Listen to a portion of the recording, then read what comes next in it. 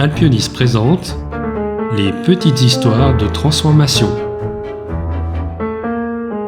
Épisode 15, la jungle des outils. La surabondance d'outils est généralement le résultat d'une accumulation. Un nouveau chat pour aller plus vite, un nouveau serveur pour partager des fichiers, un nouvel outil de gestion de projet pour la visibilité, un nouveau plugin CRM pour l'équipe commerciale. Bref, chaque décision est rationnelle d'un point de vue local, mais globalement, cela coûte cher. Avec le temps, cette accumulation devient un coût opérationnel caché. Les équipes dépensent de l'énergie à changer de contexte, à chercher l'information, à réconcilier des versions et à ressaisir les mêmes données au lieu d'exécuter leur mission. Quelques signes sont pourtant symptomatiques d'une surabondance d'outils. Par exemple, la fragmentation de la vérité. Le même client, projet ou document existe à plusieurs endroits et la dernière version devient une affaire de négociation. Un autre exemple est la dérive des processus.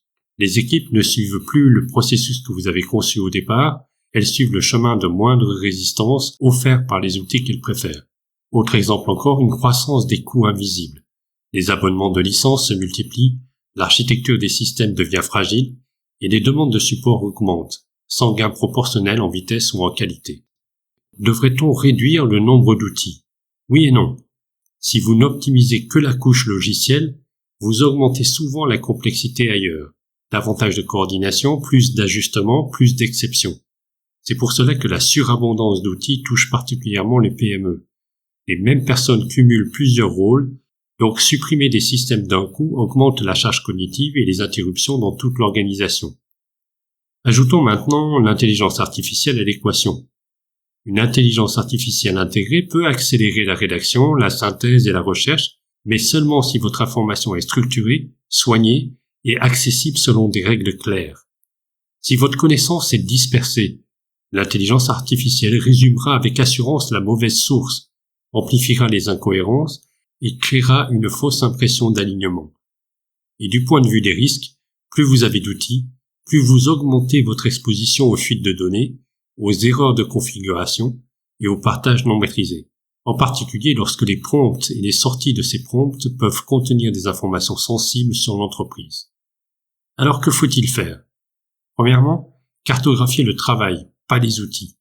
Commencez par 10 à 15 processus à forte fréquence, par exemple le cycle de vente, la livraison de projet, le support client, les validations financières et l'engagement, et documenter où l'information est créée, validée, stockée et réutilisée. Deuxièmement, définir des classes d'informations et des sources de vérité.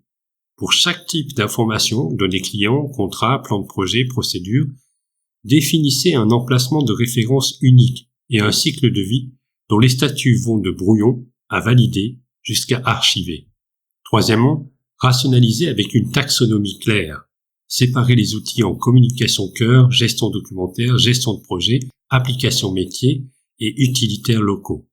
Consolider les recouvrements et cesser de maintenir des systèmes parallèles pour un même usage. Quatrièmement, une colonne vertébrale d'intégration maîtrisée.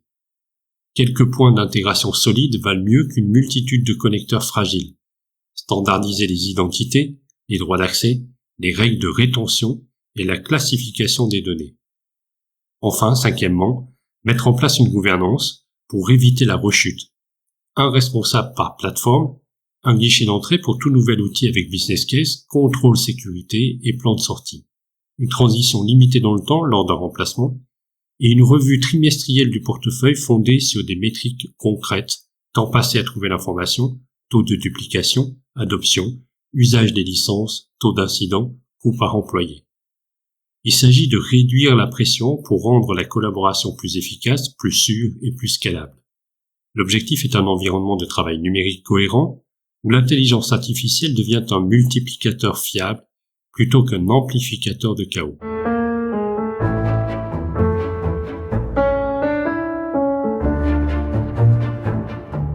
Chez Alpionis, notre approche est pragmatique et orientée exécution. Nous commençons par un diagnostic rapide de votre paysage d'outils collaboratifs et de vos processus, quantifions le coût de la complexité en temps perdu et en risque, puis définissons une architecture cible de collaboration avec des règles claires de source, de vérité. Ensuite, nous accompagnons la consolidation et l'adoption, outil par outil, processus par processus, avec une gouvernance responsable, standard d'usage et rythme des revues. Résultat, un ensemble d'outils rationalisés qui améliorent l'exécution au quotidien et qui créent une base solide pour un usage sûr et efficace de l'intelligence artificielle au cœur de votre transformation digitale. Vous souhaitez en savoir plus? Rendez-vous sur alpionis.ch, alpionys.ch.